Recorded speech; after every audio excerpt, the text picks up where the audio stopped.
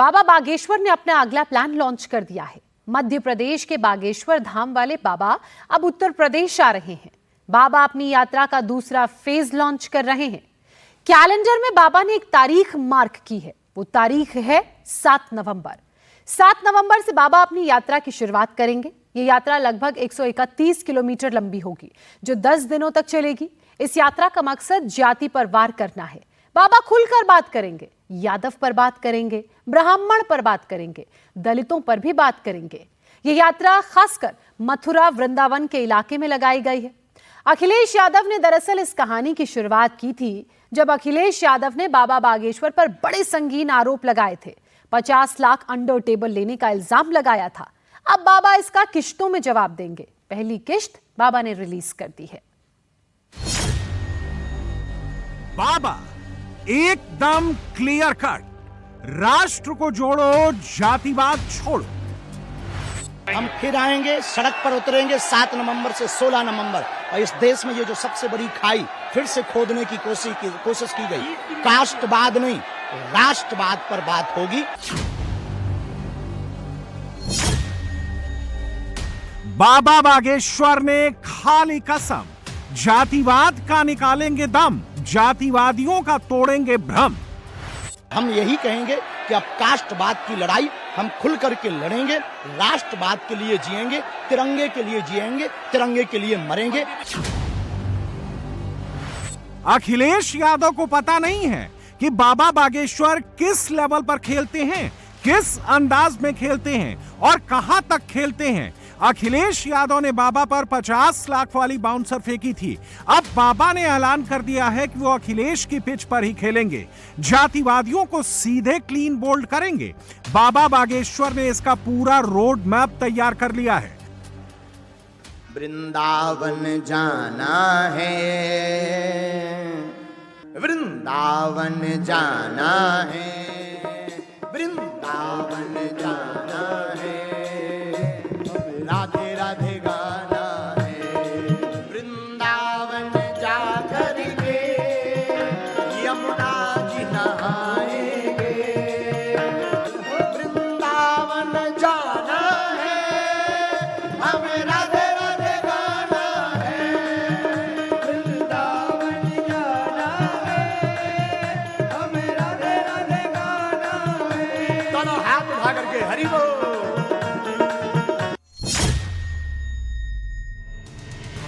बाबा बागेश्वर वृंदावन जा रहे हैं। क्यों जा रहे हैं समझना मुश्किल नहीं है। वृंदावन से श्री कृष्ण की आस्था जुड़ी है और श्री कृष्ण से सीधे यादव जाति जुड़ी है। यूपी बिहार में यादव बड़ा वोट बैंक है, जो अखिलेश और तेजस्वी का कोर वोट बैंक है। यूपी में यादव आबादी 8 से 10%, पूर्वांचल और ब्रज में बड़ा असर 60 से ज्यादा सीटों पर। जिले 8 जिले में 20 से 30% यादव। पार्टी एसपी के कोर वोटर। बिहार ओबीसी में सबसे ज्यादा यादव वोटर हैं, जिनकी आबादी 14%। मगध, मिथिलांचल, सीमांचल में बड़ा फैक्टर। असर 100 से ज्यादा सीटों पर असर। पार्टी आरजेडी के कोर वोटर। बाबा बागेश्वर वृंदावन क्यों जा रहे हैं, इसका सियासी मतलब समझिए। बाबा जब वृंदावन जाएंगे तो अखिलेश और तेजस्वी के कोर यादव वोट बैंक से सीधे कनेक्ट करेंगे, जिसका असर 25 के बिहार चुनाव और 27 के यूपी चुनाव तक पड़ेगा। बाबा बागेश्वर बहुत सी बातें सीधे नहीं कहते हैं, लेकिन जो बात सीधी और स्पष्ट कहते हैं उसमें जातिवाद वाला नैरेटिव हवा हो जाता है। गांव में कहावत है, गरीब की लुगाई पूरे शहर की भौजाई। वही हाल है। तो सीधा साधा जान करके सब लोग, पता नहीं अब हनुमान जी की इच्छा होगी, पर हमें लगता है कि जो हम कार्य कर रहे हैं वो भला कर रहे हैं, इसलिए लोग बोल रहे हैं। इसलिए हम बहुत ज़्यादा उन पर ध्यान नहीं देते। हमें थोड़ी देर के लिए मन में लगता है, फिर ये लगता है कि जब लाखों तालियां मिल रही तो 2-4 गालियां भी मिलेंगी। कर तो हम हिंदुओं के लिए ही रहे, जी तो हिंदुओं के लिए ही रहे, चाहे भारत में हो या भारत से बाहर। धाम पर भी हो तो अन्नपूर्णा भंडारा, कन्या विवाह, आने वाले समय में हॉस्पिटल। तो हमें क्या करना है? परिक्रमा। किस किस ने लगाई वृंदावन की परिक्रमा? आहा, अब उठा ले दोनों हाथ, लगाओ ठुमका। राधे राधे राधे राधे।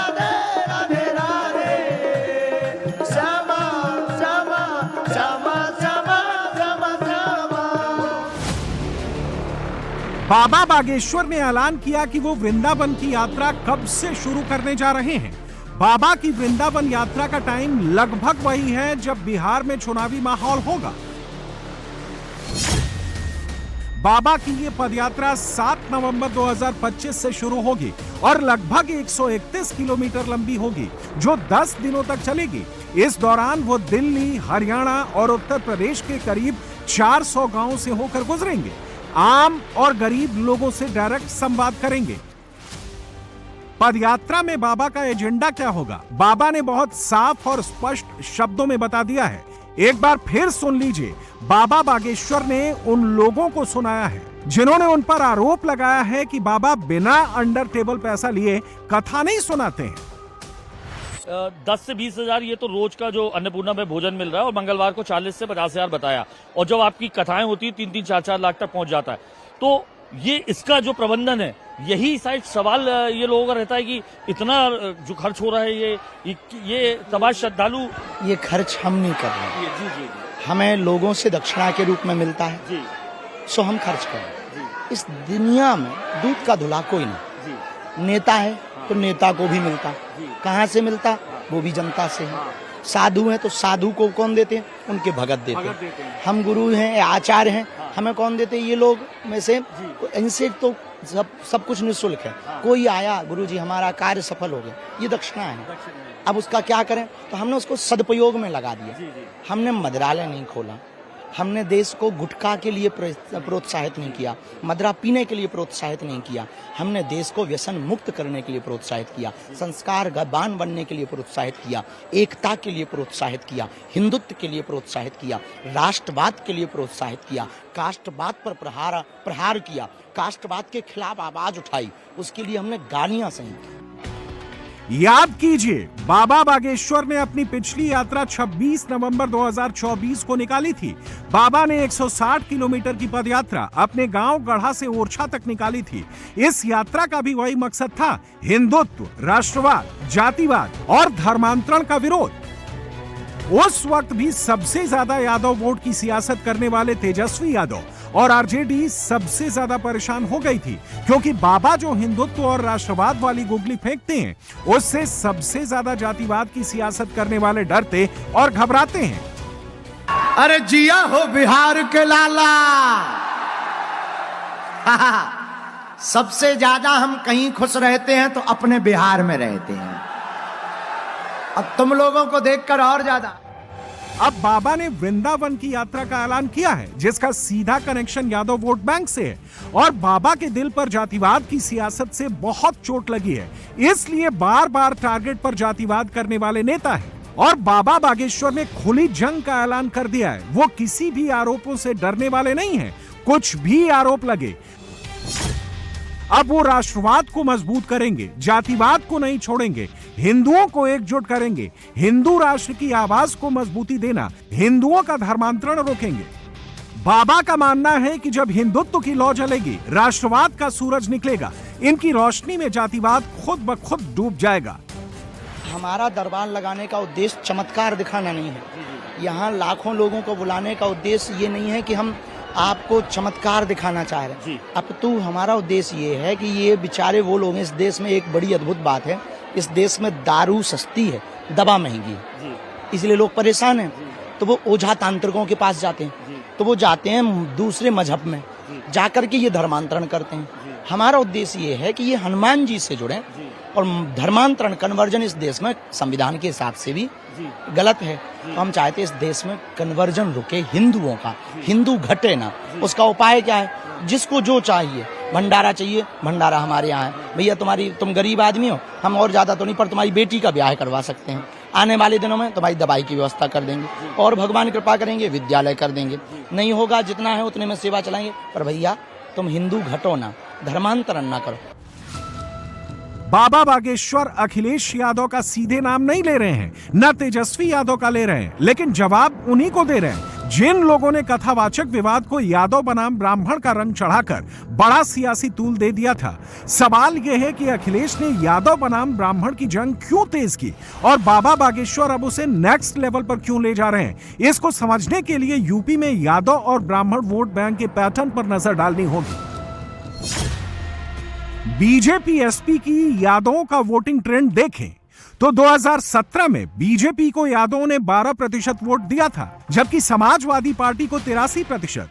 और 2022 के जब चुनाव हुए तो बीजेपी का यादव वोट का शेयर 2% गिरकर 10% पर आ गया, जबकि समाजवादी पार्टी को 15% वोट बैंक का नुकसान हुआ, उसे 68% वोट मिले। उसी तरह से बीजेपी एसपी को ब्राह्मणों का वोटिंग ट्रेंड देखिए। 2017 में बीजेपी को 83% ब्राह्मणों ने वोट किया, जबकि समाजवादी पार्टी को 6%। वहीं 2022 में बीजेपी के खाते में 6% ब्राह्मणों के वोट बढ़कर 89% हो गए, जबकि समाजवादी पार्टी का वोट फीसदी भी 1% बढ़कर 7% पर पहुंच गया। यूपी में यादव वोट करीब 60 विधानसभा सीटों पर पड़ता है और बिहार की 100 सीटों पर बाबा जो हिंदुत्व और राष्ट्रवाद को फ्रंट पर लेकर चलते हैं, अगर बाबा को मानने वाला यादव वोटर थोड़ा भी टूट गया तो अखिलेश तेजस्वी के लिए नुकसान कर सकता है।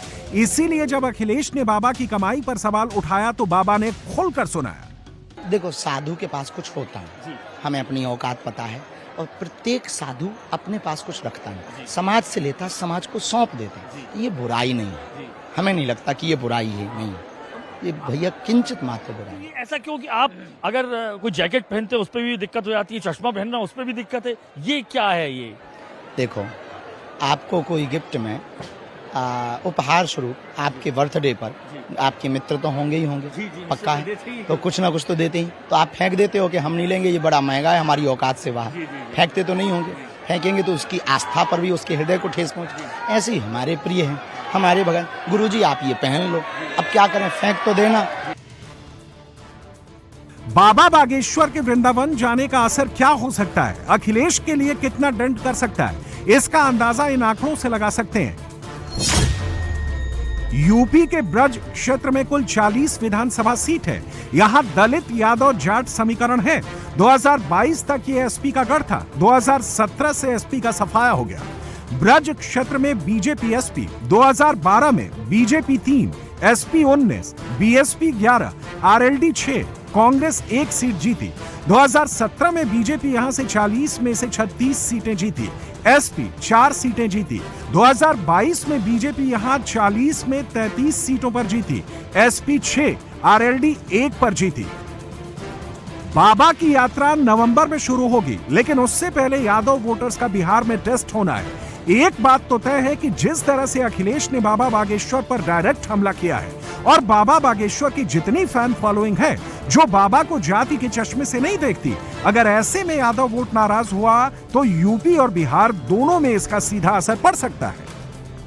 जी नहीं, बागेश्वर बाबा जातिवाद के लिए ऐसा उनके बातों से तो नहीं लगता है कि जातिवाद को लेकर चलते हैं। वो तो सबको समग्र विकास के लिए और हिंदू धर्म के लिए बात करते हैं और हिंदू धर्म के बारे में बताते भी हैं, और मैं तो विश्वास करता हूँ उनमें। गलत है ये तो, बिल्कुल नहीं लेते। वो तो फ्री अपनी शादियां करवाते हैं बच्चियों की, और अन्नपूर्णा चलाते हैं, तो ऐसा तो नहीं है कि पैसा लेते हैं। तो अखिलेश यादव जी ने ऐसा क्यों कहा होगा?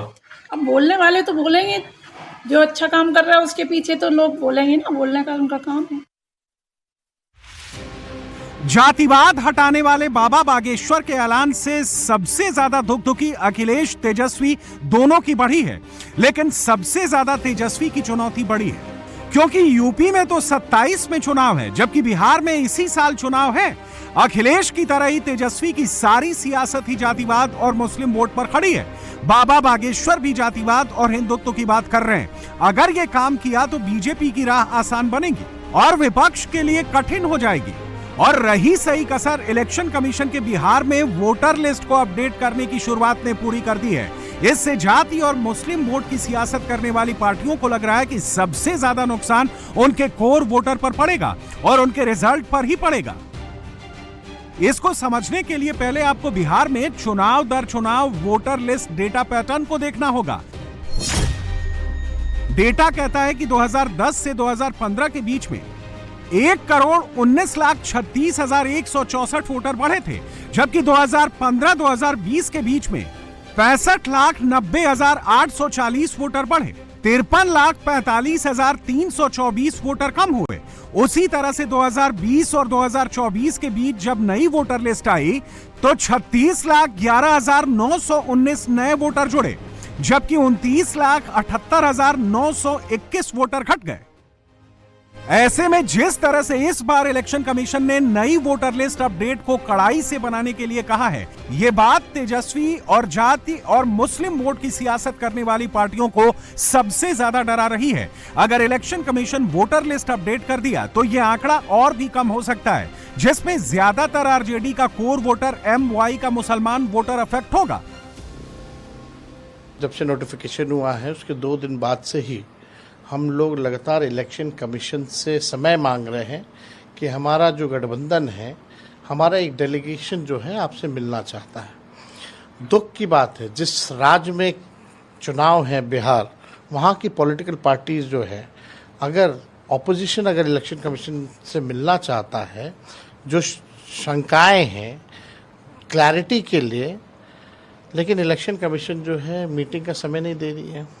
ये अद्भुत है, ऐसा हमने पहले भी नहीं देखा। अब तो लग रहा है कि लोकतंत्र इन लोगों ने एकदम ख़त्म करने पे तुले हुए हैं। संविधान की धज्जियां उड़ाने पे इलेक्शन कमीशन जो है उतारू हो चुकी है। अब इलेक्शन कमीशन लगता है कि मोदी जी का कमीशन हो गया है, बीजेपी का कमीशन हो गया, और बीजेपी इस मामले में चुप है, नीतीश जी इस मामले में चुप है।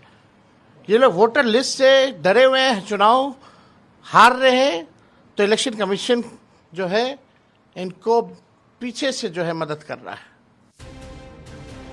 अब तेजस्वी परेशान क्यों, उसकी भी वजह जान लीजिए। दरअसल बिहार में 2020 के चुनाव में एनडीए को 125 सीटें मिली थी। वोट प्रतिशत 37.9 था। कुल वोट 1,57,02,650 पड़े थे, जबकि यूपीए की सीट 110 थी। इसका भी वोट प्रतिशत 37.9 ही था। इसको कुल वोट 1,56,91,500 मिले थे। एनडीए को यूपीए के मुकाबले कुल 11,150 वोट ज्यादा मिले थे। तेजस्वी को परेशान होने की वजह असल में यूपीए एनडीए की जीत का अंतर है। 4 सीट पर यूपीए की जीत का अंतर 1,000 वोट से कम था। 13 सीट पर यूपीए की जीत का अंतर 1,100 से 3,000 वोट का था। 9 सीट पर यूपीए की जीत का अंतर 3,000 से 5,000 वोट का था। 14 सीट पर यूपीए की जीत का अंतर 5,000 से 10,000 वोट का था। 15 सीट पर यूपीए की जीत का अंतर 10,000 से 15,000 वोट का था। 28 सीट पर यूपीए की जीत का अंतर 15,000 से 25,000 वोट का था। 27 सीट पर यूपीए की जीत का अंतर 25,000 से 50,000 वोट का था। ये वो आंकड़े हैं जिनमें 40 सीटें ऐसी हैं जिसका अंतर नई वोटर लिस्ट अपडेशन में खत्म हो सकता है। और अगर हिंदुत्व और राष्ट्रवाद वाला नैरेटिव जाति के नाम पर वोट देने वालों पर चल गया तो सबसे ज्यादा नुकसान जाति और मुस्लिम वोट की सियासत करने वालों पर ही पड़ेगा। इसीलिए परेशान सिर्फ तेजस्वी नहीं, हैदराबाद वाले भाईजान भी परेशान है। आप सब लोग जानते हैं कि बिहार के नौजवान पलायन करते, कोई हैदराबाद के होटल में काम कर रहा, कोई मुंबई के, कोई दिल्ली होटल में काम कर रहा, कोई पंजाब के खेतों में काम कर रहा है। और सीमांचल का एरिया, स्पेसिफिक एग्जांपल दे रहा हूँ, अब आप थोड़े दिन के बाद देखेंगे 1.5-2 महीने वो तकरीबन एरिया सीमांचल कट ऑफ रहता। हजारों एकड़ जमीन पानी फ्लड से कट जाती, गांव कट जाते, घर बह जाते। कैसे होगा बताइए। और ईसीआई के पास क्या डेटा है भाई लीगल माइग्रेंट्स का, शेयर करिए हमारे को आप। हम भी चाह रहे कि इलेक्टोरल साफ होना, मगर ये जल्दबाजी में फैसला लिया गया है। हम ईसीआई को रिक्वेस्ट कर रहे हैं कि आप ऑल पार्टी मीटिंग बुलाइए और पायलट बेसिस पे करना है तो किसी और जगह पे करिए आप। अगर कल बिहार में कई लोगों के नाम नहीं आएंगे जो नहीं आ सकते, पूरी गारंटी दे रहा हूं मैं आपको, नहीं आएंगे कई लोगों के, तो क्या करेंगे फिर आप। तो पिछले असेंबली इलेक्शन का चुनाव जो है, जो एनडीए जीती वो सिर्फ चंद हजार वोटों से जीती वो। तो ये बिहार की जनता को वोट डालने का पूरा इख्तियार मिलना चाहिए, उनका राइट है। हाँ, अगर कोई चीज गलत है उसमें सही करिए, मगर ऐसा तो नहीं करेंगे ना आप। बिल्कुल आप आर्बिट्ररी तरीके से कर रहे हैं election commission of India. BJP नई वोटर लिस्ट अपडेट होने को सही बता रही है। इसीलिए जब राजनाथ सिंह बिहार पहुंचे तो जातिवाद और मुस्लिम वोट की राजनीति करने वाली पार्टियां आरजेडी और कांग्रेस पर सीधे अटैक किया। आरजेडी और कांग्रेस फिर से विभाजन की राजनीति को हवा देंगे, यह मानकर चलिए। जातियों में बांटेंगे, वर्गों में लोगों को बांटेंगे। लेकिन हम विकास और विश्वास की राजनीति करते हैं, इसलिए जब विपक्ष नफरत की राजनीति की बात करे तो उसका जवाब और कुछ नहीं हो सकता, वह सेवा की राजनीति है, हो सकती है। उसी सेवा की राजनीति से ही उसका जवाब देना है। विपक्ष के द्वारा अलग अलग प्रचार किए जाएंगे, झूठी अफवाहें फैलाई जाएंगी, तो विपक्ष की झूठी बातें और भ्रम फैलाने की राजनीति को तथ्यों और तथ्यों के साथ जवाब दीजिए। साथियों, लालू जी कहते थे कि उन्होंने बिहार को स्वर्ग नहीं स्वर दिया है, याद होगा आपको, उन्होंने कहा स्वर्ग नहीं स्वर्ग दिया है। लेकिन वह साथियों, यह सच है कि उन्होंने बिहार को न स्वर्ग दिया, न स्वर दिया और न बिहार को स्वाभिमान दिया। बस दिया यदि लालू जी ने तो डर दिया, भ्रष्टाचार दिया और दबंगों का राज दिया। आरजेडी कांग्रेस राज के दौरान अपराध, जातिवाद और जंगल राज ने साथियों बिहार को ऐसे अंधेरे में धकेला जहां से बाहर निकलने का रास्ता आज तक यह बिहार ढूंढ रहा है। तेजस्वी समेत पूरा विपक्ष चुनाव आयोग के ऑर्डर से तिलमिलाया हुआ है। उधर बाबा बागेश्वर के हिंदुत्व और राष्ट्रवाद के अस्त्र से जातिवाद को खत्म करने की सौगंध ने आने वाले चुनाव में नई चुनौती पेश कर दी है। बाबा ने वृंदावन से शुरुआत करने का ऐलान कर दिया है, जिसकी गूंज बिहार तक भी पहुंचेगी। ये भी सच है। अगर हनुमान जी की कृपा हुई, भारत हिंदू राष्ट्र बनेगा, तो पहला राज्य अगर हिंदू राज्य घोषित होगा तो वो बिहार ही होगा। और भैया, हम चाहते भी हैं हर हाल में भारत हिंदू राष्ट्र होवे, लेकिन सबसे पहले बिहार हिंदू राज्य हो जावे।